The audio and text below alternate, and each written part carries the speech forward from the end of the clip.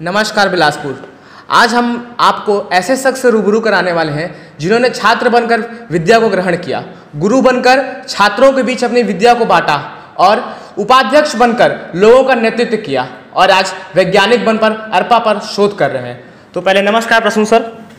तो सर, सबसे पहले आपके महत्वपूर्ण बिंदु पर, आपके जीवन के एक महत्वपूर्ण बिंदु पर हम लोग बात करते हैं, अरपा बचाओ महाअभियान। तो सर, इस पर आप हमको, हमारे दर्शकों को कुछ बताइए सर। तो इस पे हम लोग ये अभियान 2016 में शुरू किए थे।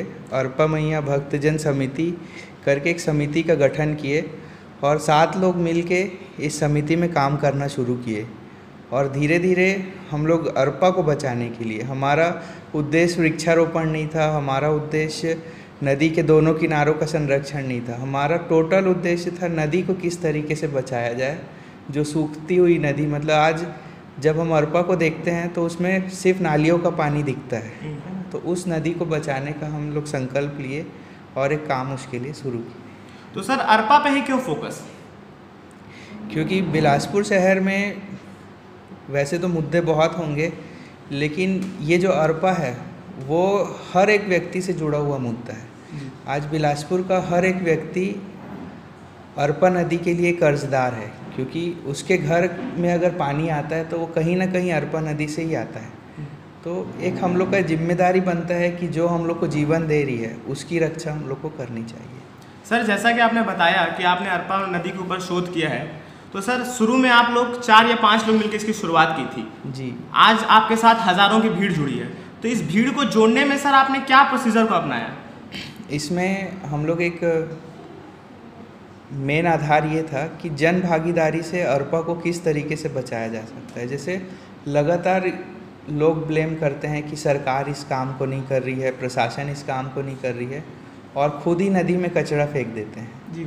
तो हम लोग सोचे कि अगर जन भागीदारी के माध्यम से हम लोग नदी को बचाएं, सारे लोग मिल के, तो ये एक बहुत अच्छा और नया तरीका होगा बिलासपुर के लिए। और इस तरीके से हम लोग लोगों को धीरे धीरे बोलना शुरू किए और एक बहुत बड़ी टीम आज हम लोग के साथ जुड़ी है। जब भी हम लोग साफ़ सफाई अभियान चलाते हैं, जैसे पहली बार हम लोग चलाए तो 500 लोग हमारे साथ जुड़े थे। 1 महीने तक 500 लोग आके साफ़ सफाई किए। जब अगले साल, इस साल हम लोग उस अभियान को चलाए तो 3500 लोग हमारे साथ जुड़े और अरपा नदी का साफ़ सफाई की जी। तो जो लोग नदी में आके साफ़ करते हैं वो अपने आप से जागरूक होने लगते हैं कि नदी को गंदा नहीं करना है। तो ये एक उद्देश्य इसका हम लोग को सफलता से अभी अचीव कर रहा है, ऐसा लग रहा है। तो सर, ये बताइए मुझे कि आपने इतने सारे लोगों को जोड़ा, आज अरपा महाअभियान बहुत ही सफलता की ओर तेज़ी से अग्रसर हो रहा है। तो सर, आपको क्या क्या कठिनाई लगती है अरपा को दूषित होने की वजह से? आपको क्या लगता है किन किन कारणों से अरपा दूषित हो रही है? अरपा दूषित मानवीय कारणों से ही हो रहा है जहाँ तक मेरे को लगता है, जिसमें मुख्य कारण जो है, हम लोग इसमें एक छोटा सा शोध किए थे कि अरपा में गंदगी आता कहाँ कहाँ से है। तो उसमें सबसे पहले 60 ऐसे बिंदु हम लोग खोजे जहाँ से शहर के नालियों का पानी बिना किसी उपचार के सीधा नदी में छोड़ते हैं। इसमें सिम्स में मैं एक RTI भी लगाया हूँ और वो अभी राज्य सूचना आयोग में चल भी रहा है कि वो लोग भी अपने पूरे हॉस्पिटल के कचरे को नदी में फेंक रहे हैं, जिससे वहाँ पे गंदगी फैलता जा रहा है। और दूसरा ये कि पुल से लोग कचरा नदी में फेंकते हैं, वो एक बहुत बड़ा अमाउंट कचरे का रहता है, घर का कचरा रहता है उसमें। सर, आज अरपा बचाओ महाअभियान इतनी तेज़ी से आगे बढ़ रहा है, लोग इससे जुड़ रहे हैं, तो आपको सर लोगों को जोड़ने के लिए और इस अरपा को साफ करने के लिए आपको क्या क्या कठिनाई का सामना करना पड़ा? इसमें सबसे मेन चीज़ होता है कि जन भागीदारी में कि भीड़ जुटाना है ना। आप लोगों को कन्विंस करना पड़ता है कि ये मुद्दा जो है अरपा नदी को बचाने का, ये सबसे सीरियस मुद्दा है। क्योंकि मान लीजिए आज से 5 से 10 साल बाद अगर हमारे पास पानी नहीं रहा बिलासपुर शहर में, तो ये मरुस्थल बन जाएगा पूरा। जैसा कि नदी के आसपास का टेम्परेचर 49 तक पहुंच जा रहा है, ये देखने को मिल रहा है, तो लगभग ये मरुस्थल बनते जा रहा है। तो इसके लिए लोगों को कन्विंस करना ही सबसे बड़ा कठिनाई हम लोग को हुआ, पूरी टीम को।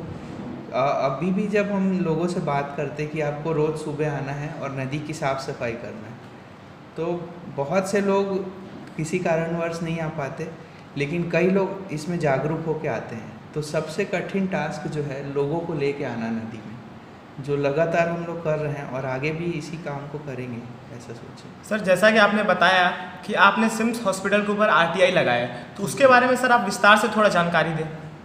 इसमें सिम्स में 2017 में मैं RTI लगाया था एक, और वो ये मुद्दा था, वहाँ पे हम लोग बैठे हुए थे रिवर व्यू के पास, और वहाँ पे जब बैठे थे तो ये 1-2 लोगों को देखे उनके स्किन में डिसीज़ हो गया था, स्किन डिसीज़ जी। तो पूछे कि ये स्किन डिसीज़ कैसे हो रहा है, तो पता चला कि वहाँ का जो नदी का पानी है जो वहाँ पे सिम्स के पीछे आता है, उसमें उतरने वाले मछुआरे लोग हैं, उनको स्किन डिसीज़ हो रहा है। तो ये सवाल उठा मन में कि ऐसा क्यों हो रहा है वहाँ पे, क्योंकि अरपा नदी में तो ऐसा कभी नहीं हुआ।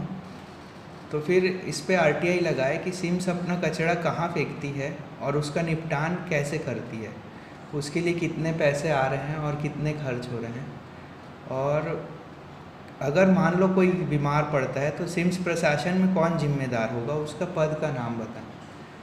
तो अभी तक उसकी जानकारी जो है वो संतुष्ट करने वाली तो नहीं मिली है। राज्य सूचना आयोग तक मेरा पत्र पहुंच चुका है, 2 बार इसमें पेशी भी हुआ है, जिसमें क्षमा याचना वो लोग मांगे हैं, और जो जानकारी है उसको निःशुल्क उपलब्ध कराने की बात अपीलीय अधिकारी के द्वारा भी की गई है। तो ये चीज़ सोचने वाली है, और सिम्स प्रशासन को भी सोचना चाहिए कि ये जो RTI हम लोग लगाए हैं ये जन भावना से जुड़ा हुआ मुद्दा है, जन स्वास्थ्य। सर आप बिलासपुर वासियों को अरपा की साफ सफाई के लिए व्यक्तिगत तौर पर क्या संदेश देना चाहेंगे?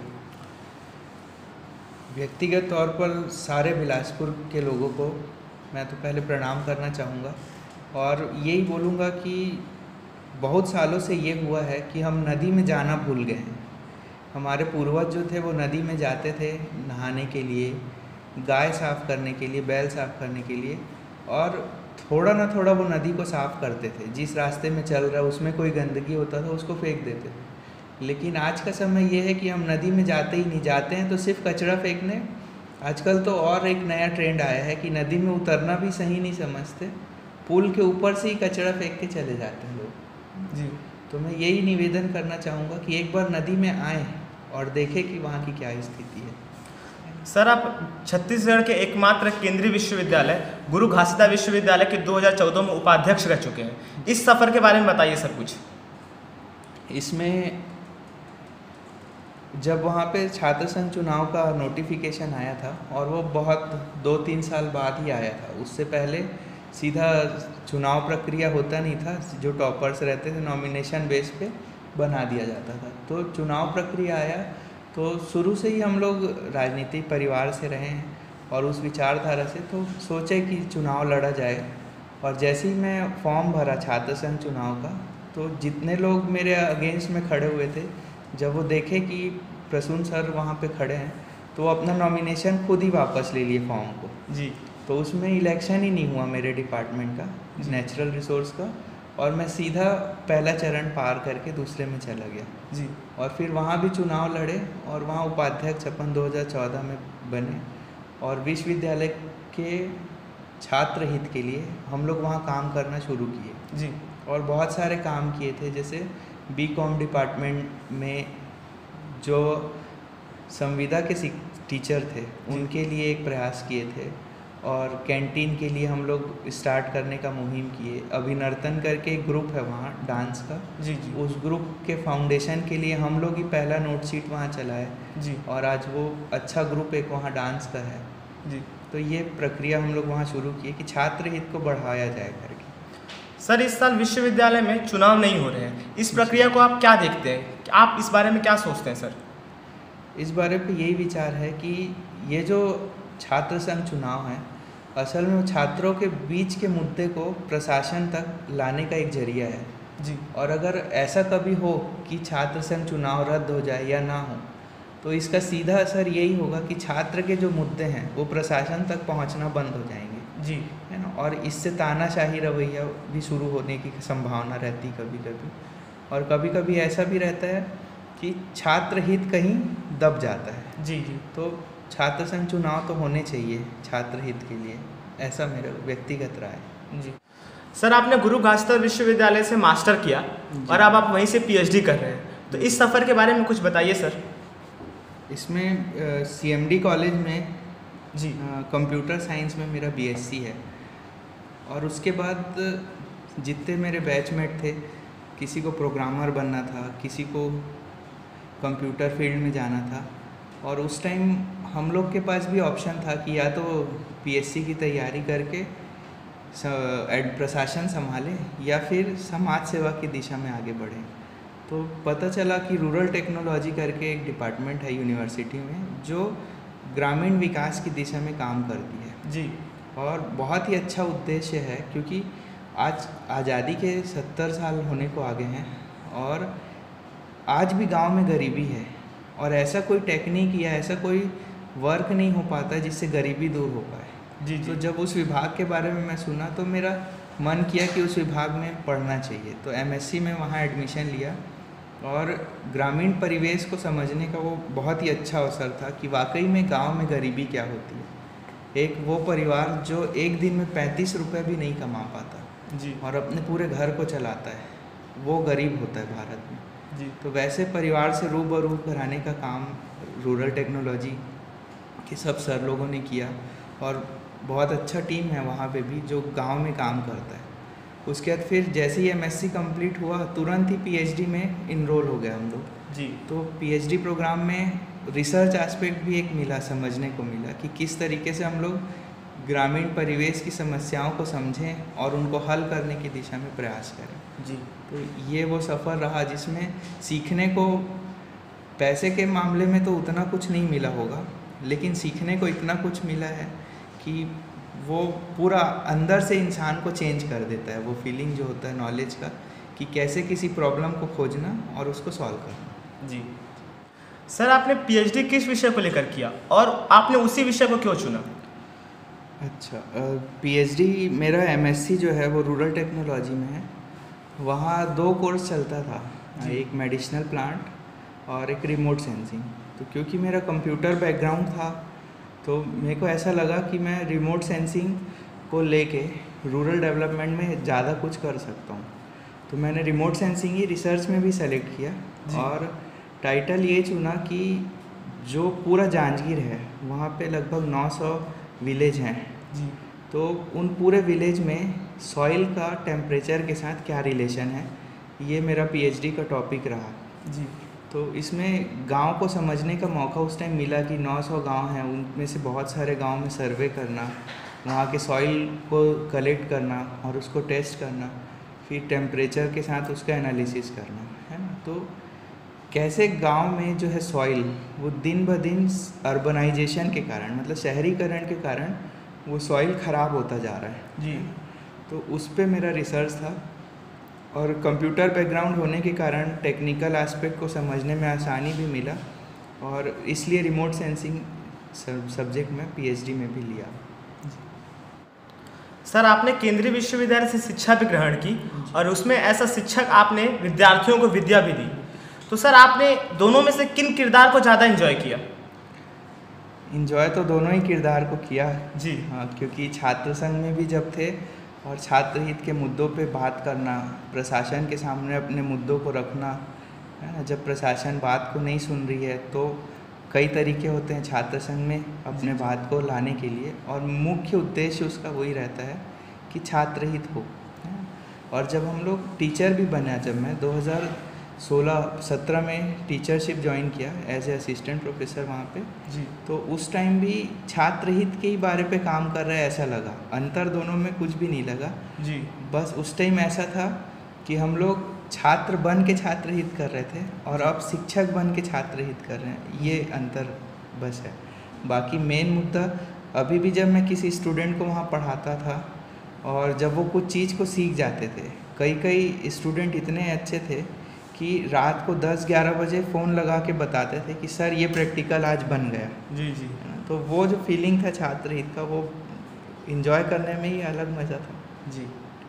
सर, आपने अरपा के ऊपर शोध की, इसके लिए आपका यंग साइंटिस्ट अवार्ड में चयन हुआ। इस प्रक्रिया के बारे में सर थोड़ी जानकारी दें। इसमें हम लोग तो 2016 से अरपा नदी में काम कर रहे हैं और 2013 से सैटेलाइट इमेज का मैं अध्ययन कर रहा था जिसमें अरपा नदी का 3D मॉडल बनाए थे।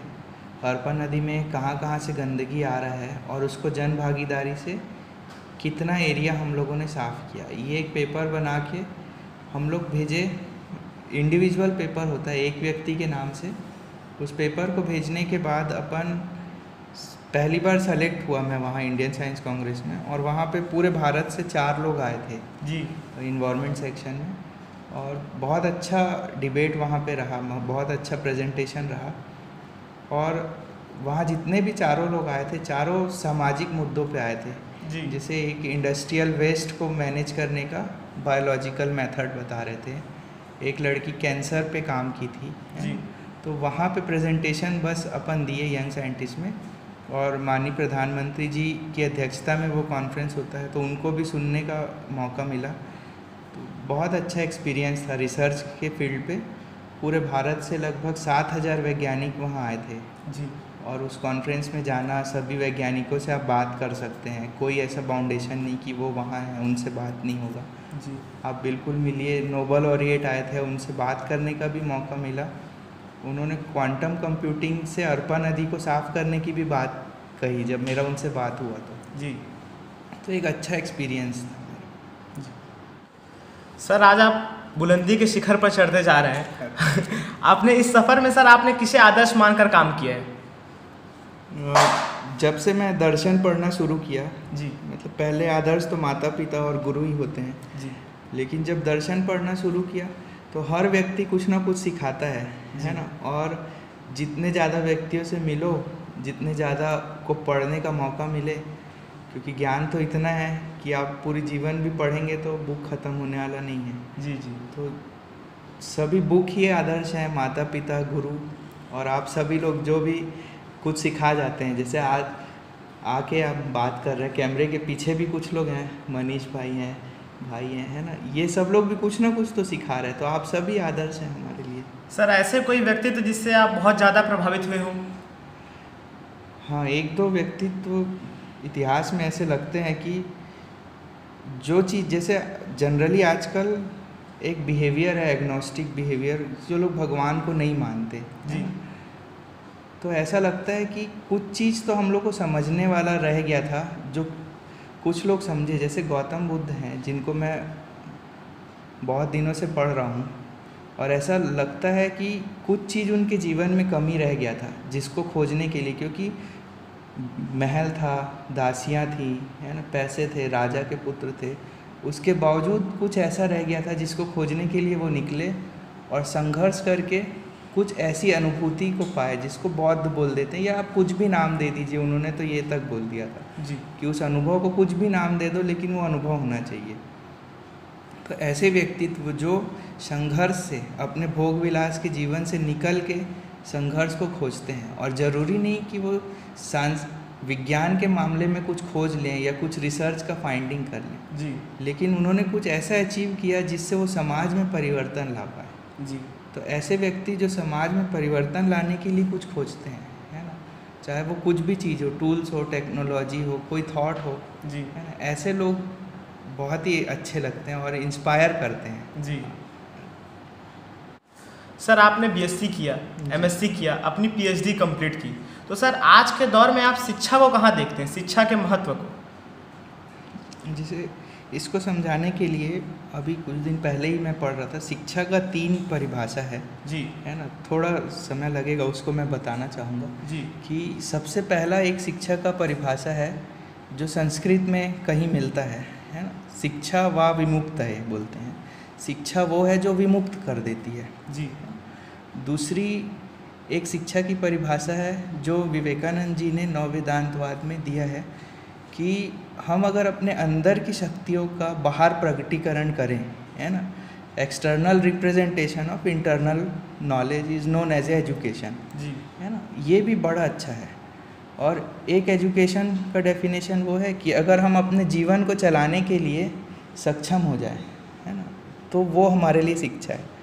तो वर्तमान जो शिक्षा पद्धति है हमको जॉब दे देती है, लाइफ में सिक्योरिटी दे देती है कि हम 2-4 टाइम खाना खा लेते हैं, जी जी, लेकिन जो विमुक्त कर दे, है ना, या जो हमारे अंदर की भावनाओं को बाहर लाना शुरू कर दे, है ना, तो उस शिक्षा को जो समझने का मौका मिला पीएचडी में आके, और वो शिक्षा जो मैं समझ पाया हूँ अभी तक, जिसके लिए पूरा जीवन कम है और उससे ग्रहण करके हम समाज को कुछ देते रहें, है ना, तभी मज़ा है। तो ये शिक्षा को मैं समझता हूँ जहाँ तक कि शिक्षा वो है जो समाज के लिए कुछ बेनिफिट दे सके। सर आपने अभी अभी हंस वाहिनी स्कूल खोला है, तो इसकी विचार की नींव सर आपको कब पड़ी, और सर आपने ये स्कूल क्यों खोला? हम लोग इस संस्था को 2010 में पंजीयन किए थे जी। 2010 से हम लोग, जब मैं बीएससी फाइनल ईयर में था, तब सारे दोस्त जॉब के लिए इधर उधर हाथ पैर चलाना शुरू कर रहे थे, कुछ का जॉब लगता भी जा रहा था। उस टाइम मैं सोचा कि सिर्फ जॉब लग जाएगा, सैलरी आने लगेगा, एक फैमिली मैं चला लूँगा अच्छे से, है ना, उससे तो कुछ नहीं हो पाएगा। तब हम लोग सोचे कि एक एनजीओ डेवलप करते हैं जो एजुकेशन सेक्टर पे काम करे। जी। तो हम लोग के संस्था का उद्देश्य था एक्सटेंशन ऑफ एजुकेशन। उस टाइम हम लोग, एक फ्रेंड है उसके साथ मिलके एक गांव जाते थे। वहाँ एक स्कूल था, प्राइमरी स्कूल, भड़ा करके गांव है मस्तूरी में। जी जी। वहाँ सिर्फ एक ही टीचर थे प्राइमरी स्कूल में, वही हेड मास्टर थे, वही पढ़ाते भी थे और वही हर चीज़ मैनेज करते थे। जी। तो हम लोग उस स्कूल में गए और फ्री में वहाँ पे पढ़ाना शुरू किए। जी। जाते थे हफ्ते में 3 दिन 4 दिन, और वहाँ जो बिलासपुर से पढ़ के बच्चे गए थे वो वहाँ चौक में बैठ के खेलते थे, ताश खेलते थे या कुछ गेम खेलते रहते थे, जी, है ना। और हम लोग जाके उस स्कूल में पढ़ाना शुरू किए और धीरे धीरे 6 महीने के बाद ये चेंज आया कि वहाँ के खुद के लोग भी स्कूल में आके पढ़ाना शुरू किए जो शहर से पढ़ के वहाँ गए थे, है ना। इसके लिए मेरे को एक तदर्थ अनुदान भी मिला पीएचई की तरफ से उस कार्य को करने के लिए। हम लोग 3 साल तक ऐसा करते रहे। उसके बाद फिर मैं रिसर्च लाइन में आ गया, और रिसर्च के बाद शुरू से ही हम लोग का सोच था कि शिक्षा के फील्ड में कुछ करें। जी। तो इसलिए इस स्कूल का भी हम लोग डेवलपमेंट किए हैं। हमारा एनजीओ अभी राजनांदगांव में भी चल रहा है, बिलासपुर में। ये जो हंस वाहिनी है ये एजुकेशन के फील्ड पे ही काम करती है, एसटी एससी बच्चों के लिए, जैसे आवास परिसर के लिए, ऐसे कई प्रोजेक्ट हम लोग के अभी चल रहे हैं। जी। तो बस ये इसी उद्देश्य के साथ कि शिक्षा को कैसे बढ़ाया जाए समाज में हम लोग शुरू किए। सर आप तरंग बैंड से भी जुड़े रहे हैं, जो विश्वविद्यालय का म्यूजिकल बैंड है। आपने उसमें सैक्सोफोन बजाते हैं सर आप। हाँ, तो सर कुछ नमूना अगर आप पेश कर दें सैक्सोफोन का हमारे लिए तो। बिल्कुल पेश कर देते हैं। एक सॉन्ग है जो लगभग 2017 में मैं यूनिवर्सिटी के ही फंक्शन में बजाया था जी। और खूब इन्जॉय किए थे हम लोग। एंकरिंग भी मैं वहाँ करता था जी। 2012 से लगभग कई प्रोग्राम में वहाँ एंकरिंग मेरे से कराया गया। तरंग बैंड वो पूरा एक बैंड है, बहुत अच्छा कल्चर है यूनिवर्सिटी का कि स्टूडेंट लोग ही उस बैंड को बनाते हैं, वो लोग ही पूरे फंक्शन को ऑर्गेनाइज करते हैं। साउंड मैनेज करना, साउंड कहाँ से आएगा, स्टेज में कैसे मैनेज करेंगे, एंकरिंग भी बच्चे करेंगे। जी। तो वो एक अच्छा एक्सपीरियंस था। मैं बिल्कुल, आप बोलेंगे तो मैं एक सॉन्ग सुनाना चाहूँगा। जी सर। लव सॉन्ग है थोड़ा। जी जी। हाँ, और यूनिवर्सिटी के हिसाब से ही मैं तैयारी उस टाइम किया था। जी। और ये बैंड है राज बैंड, नाम सुने होंगे, वही गुरु हैं मेरे राज भैया। जी। उनसे ही मैं सीखता हूँ जी। और उनको ही डेडिकेट करता हूँ गाना। जी सर बिल्कुल।